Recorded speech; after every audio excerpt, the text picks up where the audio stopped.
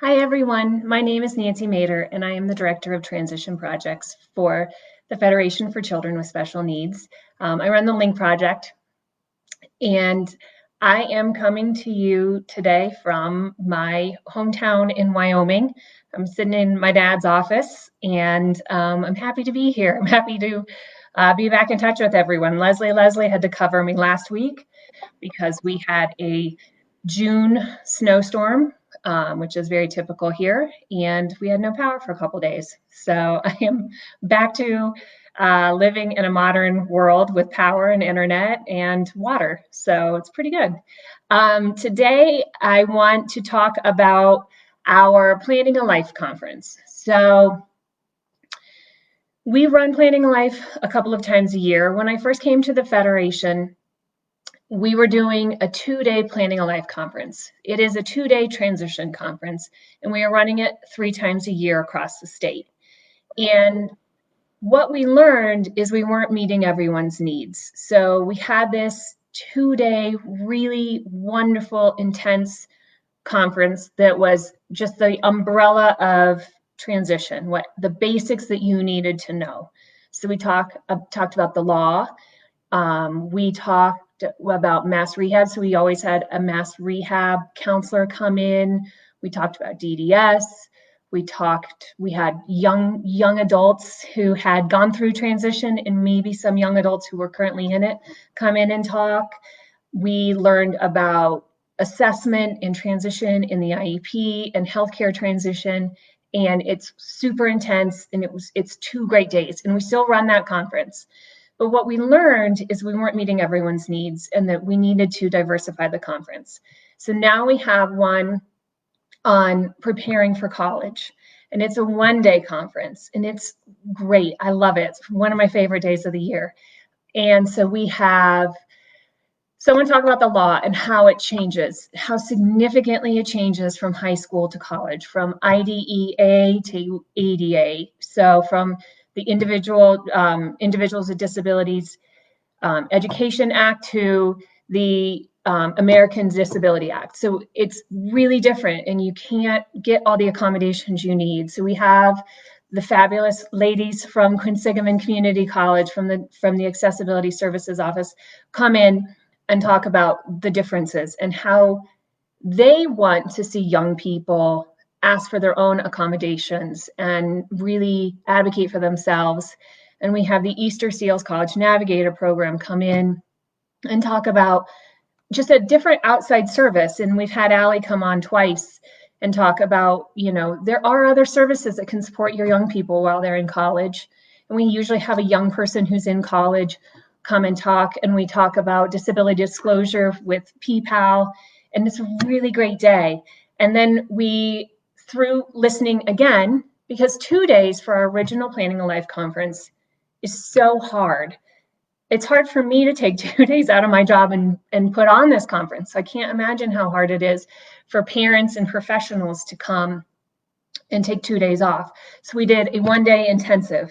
And so we took the meat, what we thought that families really needed to know, and we did a 1-day conference up on the North Shore, and I think it went really well. And we tried to supplement that 1 day with other information. So what we would normally talk about, PREETs from MRC, DDS, and all of these different things, we sent videos so that families and professionals could watch quick videos and learn about the things that would be in the 2-day conference, but couldn't get all packed into the 1-day conference. So we have that intensive conference, Planning a Life 2-day conference, Planning a Life Preparing for College, and we just put together a Planning a Life for students with medical complexity.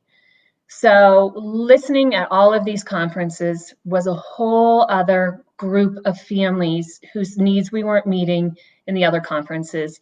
And these are families who have children with medical complexity, who are really vulnerable, especially right now.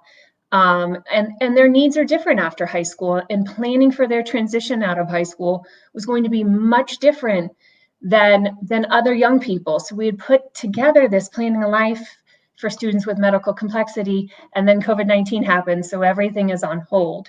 So we're really, really excited to get that one up and running. The first one might be virtual, and that's okay.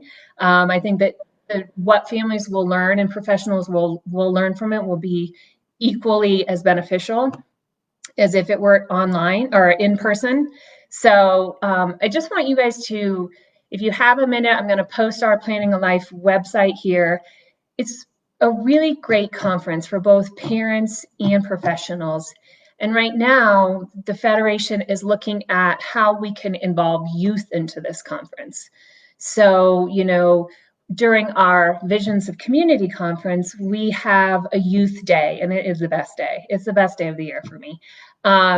But we have these youth who come, and so we want to incorporate them into Planning a Life so they can have a day of self-advocacy while their parents are learning about transition in the next room and learning how to advocate for themselves and their IEP the best that they can, understanding their IEP, what are their accommodations, all of those things while their parents are learning in the next room or a professional is learning in the next room.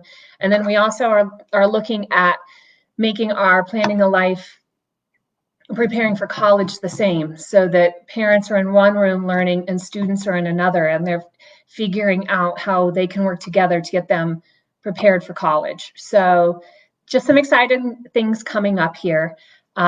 So check out our website, and hopefully soon we have some dates for Planning a Life. Things have to slow down.